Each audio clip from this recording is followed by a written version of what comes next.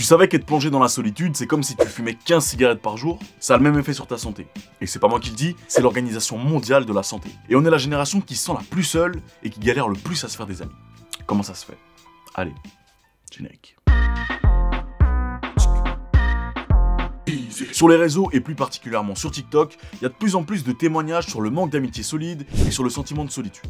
J'ai fait l'erreur de croire que j'avais pas besoin d'avoir d'amis. Du côté du TikTok anglophone, les hashtags loneliness et nofriends cumulent tous les deux plus de 500 000 publications. Et au-delà des nombreuses publis et des réponses dans les commentaires, il y a plein de chiffres qui sont sortis sur la solitude et un peu partout dans le monde. En Belgique, selon les chiffres de Lukens, 4,7% des 16-24 ans souffrent en permanence ou la plupart du temps de solitude.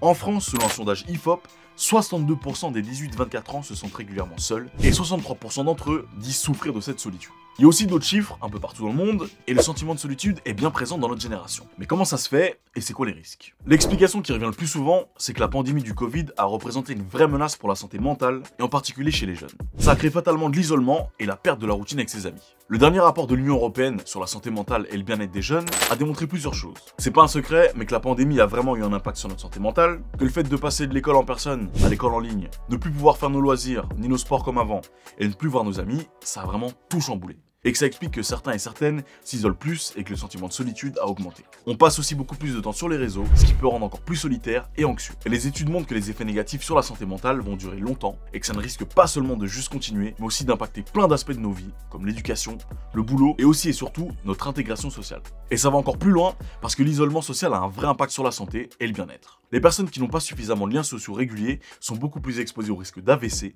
d'anxiété, de démence, de dépression et ça peut même aller jusqu'au suicide. C'est tellement un risque que l'OMS a même créé une commission pour favoriser le lien social. Il y a d'autres choses qui ont été mises en place aussi par les jeunes directement, comme par exemple les inscriptions dans les salles de sport, ou encore des alternatives gratuites, comme les applis de rencontres spécialisées dans les rencontres amicales, ou des clubs de passion comme la marche. La marche, oui, c'est une passion. Il y a plus sexy que la marche, mais pourquoi pas.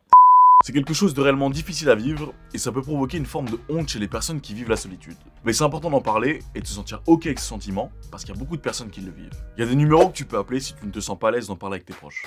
D'ailleurs, est-ce que c'est quelque chose que tu ressens aussi, cette difficulté à te faire des amis, le sentiment de solitude? Moi perso, depuis le Covid, je passe énormément de temps seul et j'essaye de créer de plus en plus de liens sociaux depuis seulement 1 an. D'ailleurs, est-ce que tu as des idées de choses à faire pour se sentir moins seul? Je propose qu'on s'entraide toutes et tous dans les commentaires en partageant des témoignages et des solutions. Toujours avec respect et bienveillance, tu connais. Et surtout, n'oublie pas d'élever tes mots et pas ta voix. C'est la pluie qui fait pousser les fleurs, pas le tonnerre. À la prochaine.